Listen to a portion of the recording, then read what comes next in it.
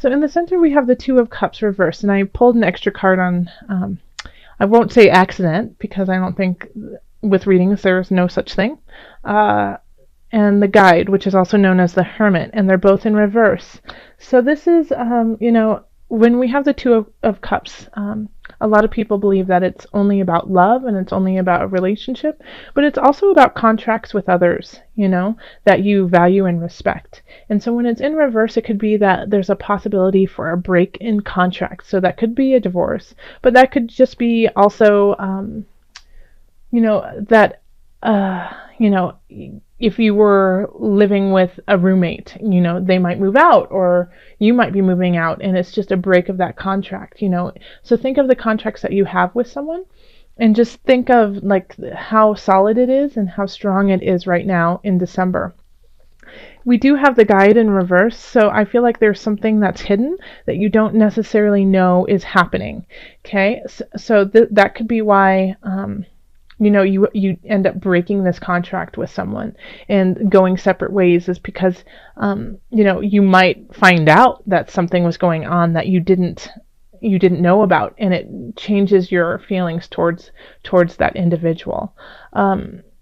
Or you could be breaking this contract and then you find out that something was going on, and so it kind of makes sense. This is kind of a sneaky feel, and it's emotionally unserving, okay? So it's not in a space that is bringing you up. It's being a little, even if it's not intentional, a little vindictive, okay? So just be aware, and it can also just be very subtle too, like, it doesn't always have to be a written contract. It could be, yes, I'm going to your house for the holidays, and then, that changes. So you find out, it's just not going to work. Someone else who you don't get along with is going to be there. It's going to be uncomfortable, so you decide to, step out. But you don't find out that that other person's going to be there until way later. And you're like, wait, why didn't you tell me first? I would have never said I was going to come to your house for the holidays if I knew so-and-so was going to be there. It can be that kind of feel, okay? Then in the love area, we do have the Queen of Swords. And we have the Four of Swords. And then we have the Three of Cups. So this is, I feel like it's actually, I feel like this is your partner or somebody you really care about telling you to chill out, Virgo, and have some fun. Okay? And that I do feel like Virgo has been working to the bone, and it's been really tough for Virgos in that regard. And I think finally your partner says like, enough is enough. No, I am not going to watch you tear yourself apart again. I cannot stomach watching this. And it just like takes you out, just says, like literally like shows up at your work someday, takes you from work and takes you to a massage, and makes you get it, and then takes you out to dinner and makes you have a glass of wine. While you're the whole time, grumbling, going, no, I don't have time for this. I can't do this. I have a deadline. No. And them just like staring you down like the Queen of Swords, saying, no, you have no choice in this matter. I am not going to let you keep running ragged. It's not doing anyone any good. So it's very sweet. And that's why I'm smiling and kind of laughing about it, because Virgo, I mean, I just love it.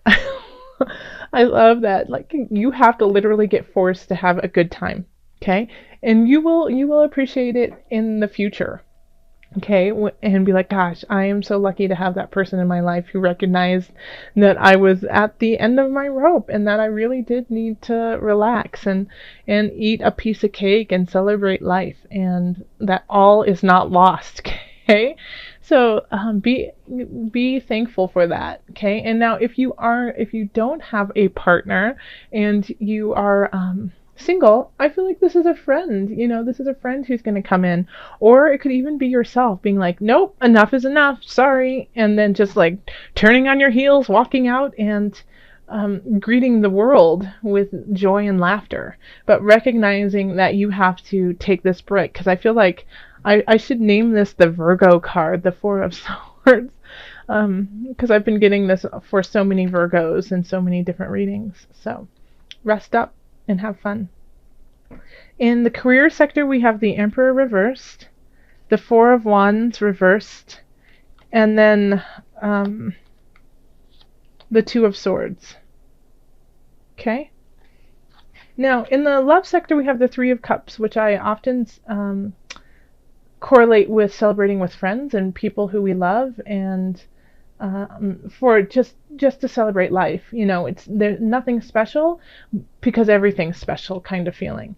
Now we have the Four of Wands over in career, which can also be like a festival, a time for celebration, but it's more often associated with an event. It's more about, an engagement, new baby kind of thing. It's people getting together for a reason. But we have it in the reverse. So it could be like a work party that you don't want to go to. It could be an event that, somebody else is planning and you don't want to be there. And then we have the Emperor in reverse. So it could be, that you have to go because your boss is going to be there. And even though you know how he gets or she gets at these celebrations, you still have to go. And that could be the reason why you don't want to go, is because they could get a little overzealous, a little boisterous, maybe indulge in activities that you don't jive with. And so you're kind of torn in this situation because you should go because you need to just put your face in that party so people know you were there, but you don't want to be there. Okay, so you're torn. So what I would recommend in this situation is taking first taking off the blinds, the blindfold, and seeing everything for what it is. This is one event, and even though you don't really necessarily want to go, I recommend going for a short moment and then excusing yourself quickly, and then going and celebrating with your friends. Okay?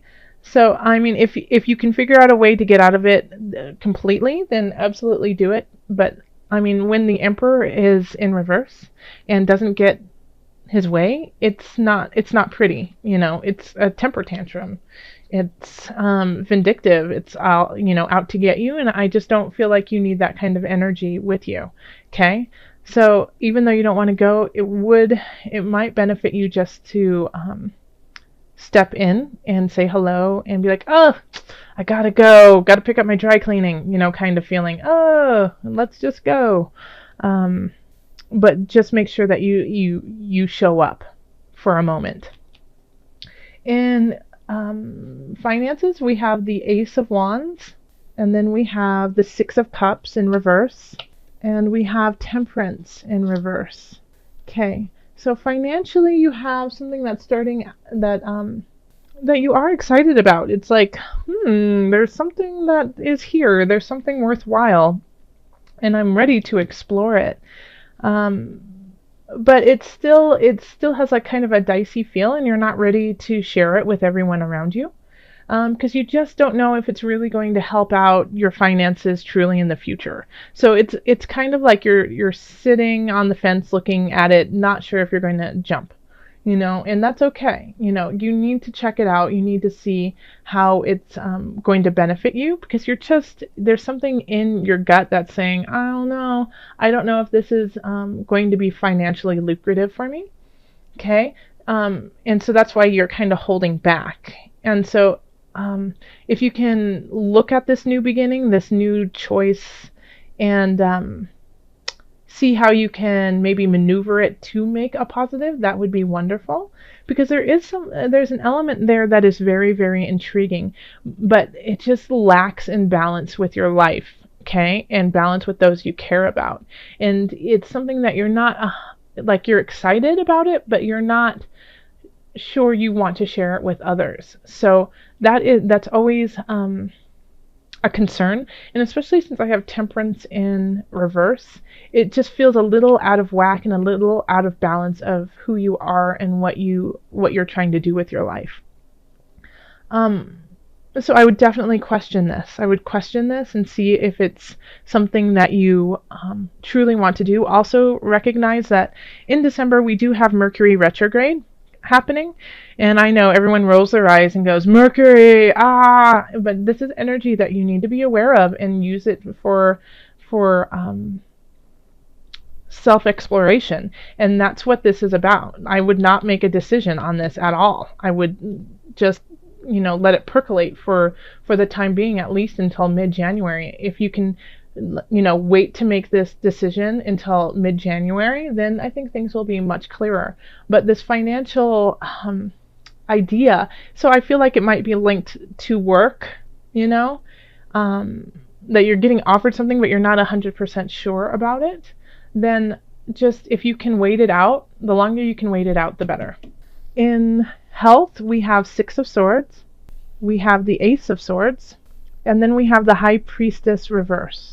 Okay, so I feel like this is you starting something new and not being 100% behind it. It's like you renewed your membership to the gym, but you don't like going. Okay, and it's not resonating with your higher power. It's not resonating with your spirit.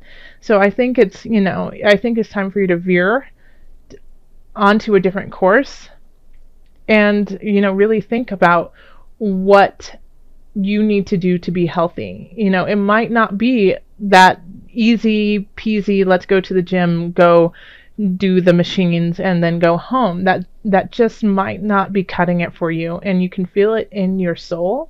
Like you need more. There's something that you need that's more. And I want to say meditation, but Spirit's saying no meditation. Okay, so you need something more exciting. I mean, I keep hearing the words high wire. So doing something that's, invigorating, mountain biking, taking karate lessons,